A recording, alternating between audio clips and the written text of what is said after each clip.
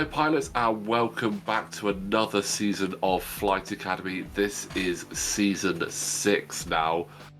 Wow, we've done a few of these already. Season 6 means new rules which are in the description below, but just a quick rundown in video 1. Pilots have 10 points to build a list. They can run either 2 small ships or a small and medium ship. If running 2 small ships, they can't be the same chassis. These games are going to be 25 minutes. Winner gets 3 points. You get a bonus point for each ship you kill. We're going to have a 28 game round robin leading up to our top 4 cut. But once again, joining me to discuss Flight Academy, we have... I'm back at school. It's James. You are back at school, and hopefully we're going to do some really good learning. Well, I've already feel like I've learned something from Andy's setup. Did you see what he was doing with the templates to get like an exact 45-degree angle there? I did. I'm not going to lie. Obviously, I watched it whilst doing this, and I watched it whilst doing the initial editing, and I was just like, that's some crazy stuff there. Because it's within the rules, because you can use the templates in your setup area. As long as you don't like extend beyond the setup range 1, you're allowed to use the templates to arrange your squad however you want. So that's allowed. I mean, I've never seen it used to get a 45-degree angle. That's really interesting.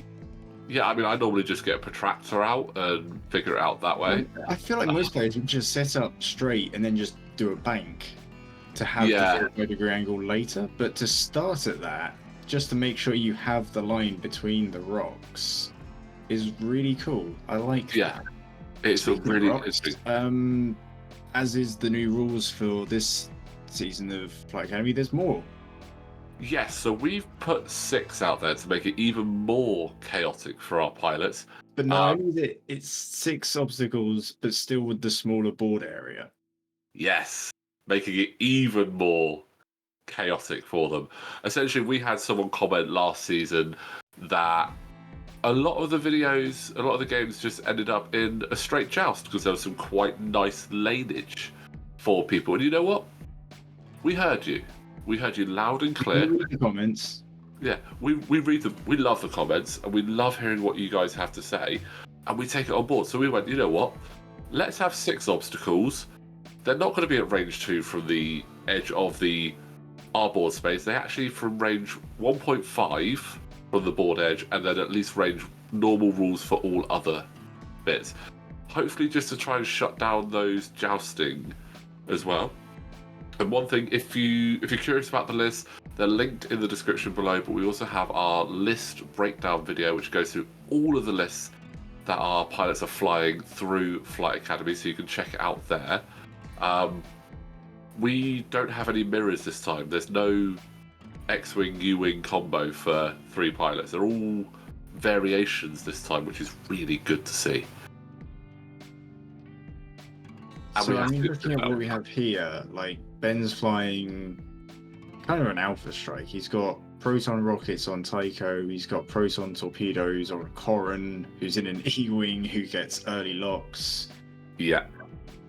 He's got the artillery astromech, which on this setup, you're going to 2 ships, so you can get 2 locks, and the E-Wing can get locks at the start of the game. So he's set up for firing proton torpedoes at either of Andy's ships.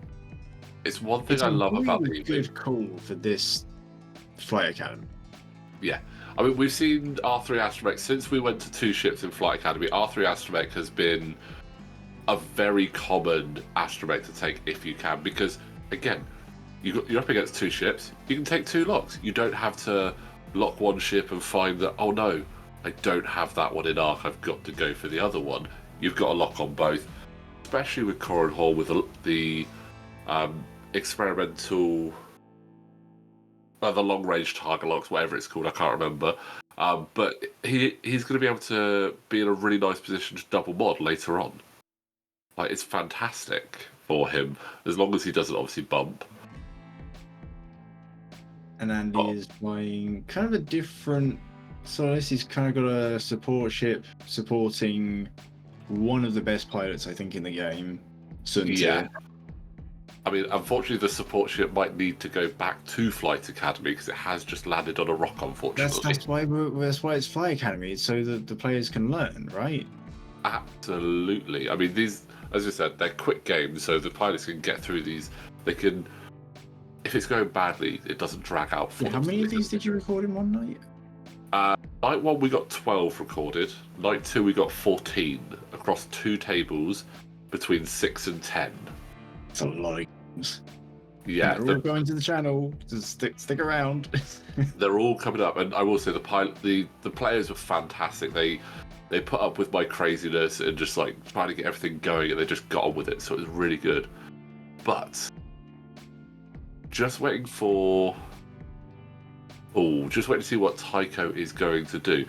This is the Battle Over Endor Tycho as well. So yeah, so I'm just having a look at what he has. So it's the usual Tycho. If you're not too stressed, you can still do actions. But he's also got It's a Trap, which obviously he's quoting Akbar, but I'm looking at what it does. So while defending, if there are more other friendly ships than enemy ships arranged not to one, you may re-roll a blank. So currently not triggering.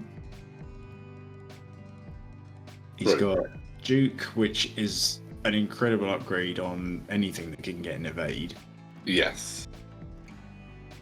Proton rockets, strong rockets, and chaff particles, which I think are new. It is a new one for this specific ship. Yes. You can spend a focus result at the end of the neutralized result step to remove a red or orange token.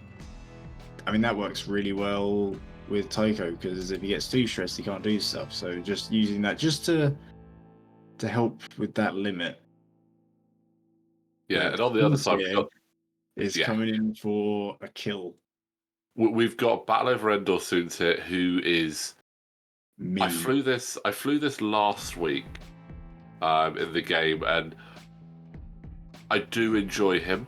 I do enjoy this pilot. I think I probably didn't do him justice, but he has got some mean upgrades. Apex Predator, allowing you to re-roll when you have a higher initiative than your opponent. Which I'm Soontir Fel. Probably do. Yeah, I'm Soontir Fel. I pretty much always have that. We've also got No Escape. So if you are 1-on-1 or 2-on-1, or basically there are more of your ships than your opponent's ships at range 1 of the defender, you get to re-roll a blank. Feedback emitter. If you lock Soontir, he can jam that lock off. Oh. I wonder why he didn't do that earlier. He was probably saving that for a little bit later on. Actually, you know what? There's not a huge amount of point, because Corrin can just reacquire it quite easily. Yeah. At the moment. And then you've got the blank signature, which if you are not locked by the defender, you can change one focus into an evade. The only real downside is the 3-hull. Yes. That is a bit unfortunate. That's a good opening shot. That's Apex and No Escape triggering there. And the focus, I don't think you do. You need it for defense, surely. You feel like if Corrin has a shot, you're taking a proton. Yeah. Oh, that's big. Big. That's gonna hurt Tycho there. Yeah. You'll be careful though. If you kill him, he'll crash into your Superstar Destroyer, and that will then subsequently crash into the Death Star too. I feel like I need to put a correction. That wasn't Tycho. Wasn't that Tycho? That was Arvel Krinis. Where's Arven? Which one's Tycho? Tycho, he actually features more in the expanded universe. Rogue. He was in the books, wasn't he? Yeah. I didn't read those books. I'm sorry. Fantastic. If ever you are looking for a good read, he was in the books with Corrin Horn though, so Ben has come in with a thematic list. Yes, absolutely. And in fact, Soontir Fel does appear in some of the books with Corrin Horn and Tycho and all of them as well. So very thematic between the two lists there. But Andy's actually just currently debating. He was debating Soontir's special ability that? I think that was Tycho into... Oh, there we go. Nice. So Andy was debating Soontir's pilot ability, which is he can take a deplete to do a boost or barrel roll after attacking. And that's a boost or barrel roll, not action. Which is insane. So it means technically you can boost twice in a turn.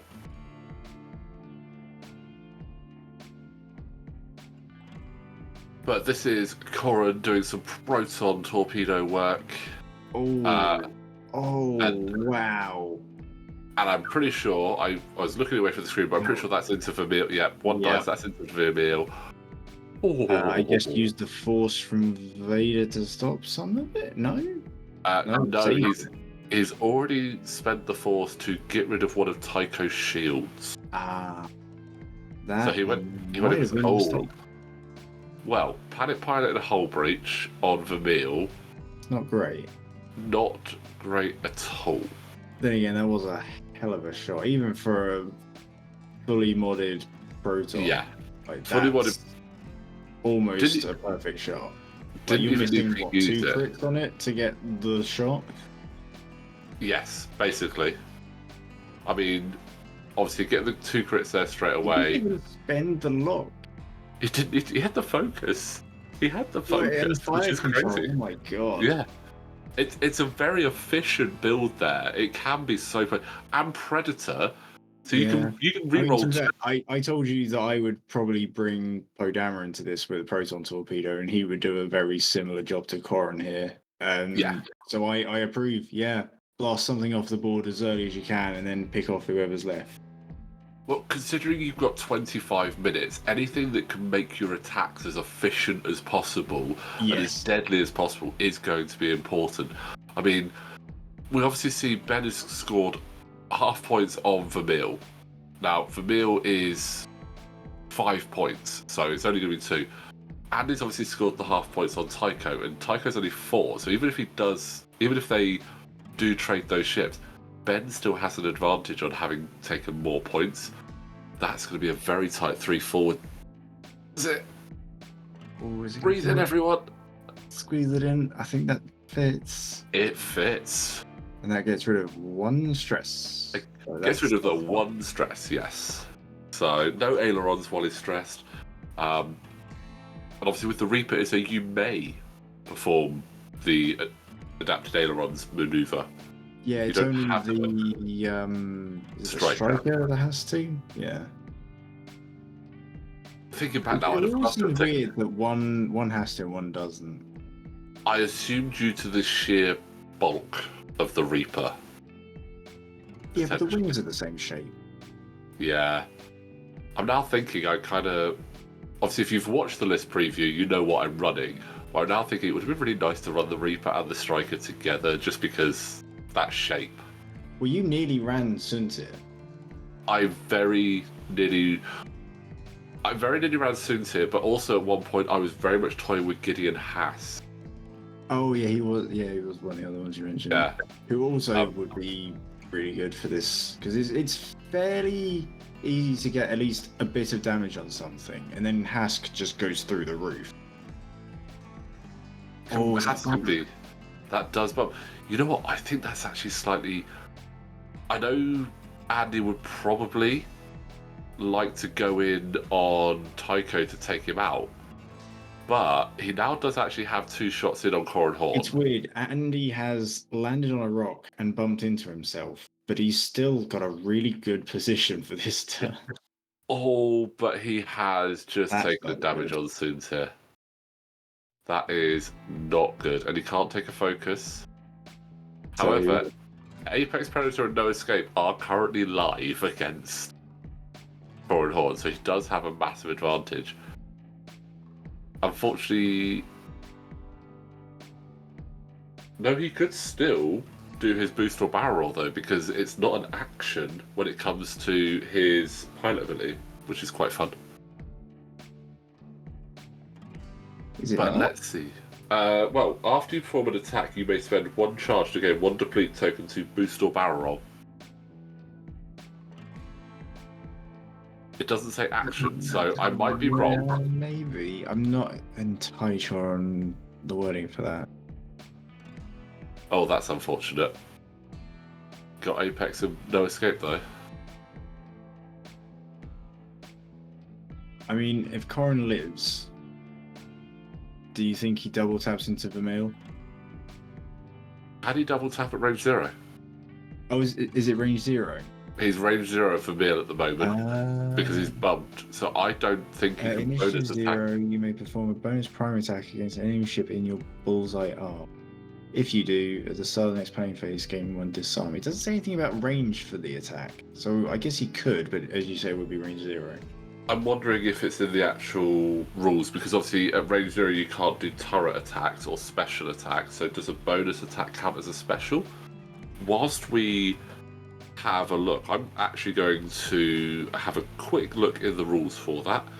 Obviously, if you are watching this and you feel like shouting out the answer in the comments, 100% do so. It's great to see what we have coming out. So, also, whilst he's having a look at the rules, this is obviously the first episode. Put in the comments what you would bring. I always like seeing what other combinations people consider. Like, do you do something like Andy where you got a support ship and a fighter? Something more like Ben's, we got 2 fighters. Do you just go 2 really supportive ships that just never die? What would you bring? And it looks like Corin has landed a decent shot into Vermeil and taken him out. Vermeil is Didn't out. even really need those crits because of the hull breach, but that is some good points on the board. Ben, I mean, now that Vermeil's gone, the question of double tap is moot. Yeah. Question is, can a 2 health Suntir grab 3 points in probably 1 turn? Yeah, it would need to be. He would need to half point Corin Horn somehow. Yeah. Anyway, also, the point split's interesting because Andy's flying initiative 6, initiative 4, but they're both 5 points. Ben is flying initiative 5, but they are 6 and 4 points. Yeah, I 100% think that Corin Horn's double tap ability is going to be a huge factor in there, and also that is a 6 health ship. Yeah. With a compared to everything else in the I suppose Vermeil had 7 at the start. It's a 6 health ship with 3 of 8s. Vermeil was a 7, 8 health ship with 1 of 8. Yeah. So I mean, compared to like Suntir and Tycho, 6 health is pretty sturdy. Very sturdy. Yeah, I can't actually find it in there, but you know what? If you know the answer, let us know in the comments below. I feel that you probably can't do bonus attacks at range 0. Okay. To me, it feels like it makes sense, but we'll see. Tycho's gone for the Duke, which I like. Yeah. And I like what Ben's doing here. That's sensible. He's putting himself in a position where it's going to be very difficult for Suntir to catch Corin. Yeah, if you're head on points, you're coming up to time on the round. Preserve those points. Yeah. Ooh. It does fit. Yeah. But I don't know if a boost will get him a shot, though. Or a barrel. A barrel, I don't think will. He won't have the angle. Here's one of the downsides. Both, I think. Yeah, I think the downside with this Winterfell, it has sensitive controls. Oh, so it can't double reposition. Right. So I think if it had... I think for an interceptor that can't double reposition, though, initiative 6 for 5 points is still really good. I mean, I'm not going to lie, it is very good. I mean, you could obviously do that early reposition, but those upgrades... We spoke about it in the game last week, and we sort of like did a rough what we think those upgrades would be pointed at, and we sort of came to the conclusion that they would be more points than Suntir could normally apply for himself. I mean, he's basically got false transponder codes on there and feedback emitter, but he doesn't have to use it. He can use it when he wants. Blank Signature, No Escape, Apex Predator, they're just brilliant upgrades. So we sort of came to the conclusion that that's a very stacked soon tier. We'd be looking at probably like, if you were to purchase that, it would be like an 18 points of upgrades. One thing to note, Tycho will not have a shot here. Why? He has the vectored cannons. Oh, they're it's gonna pointing point at the back. So if he'd have taken focus... Okay, potentially if Sensei had gone a little bit further forward, proton rockets.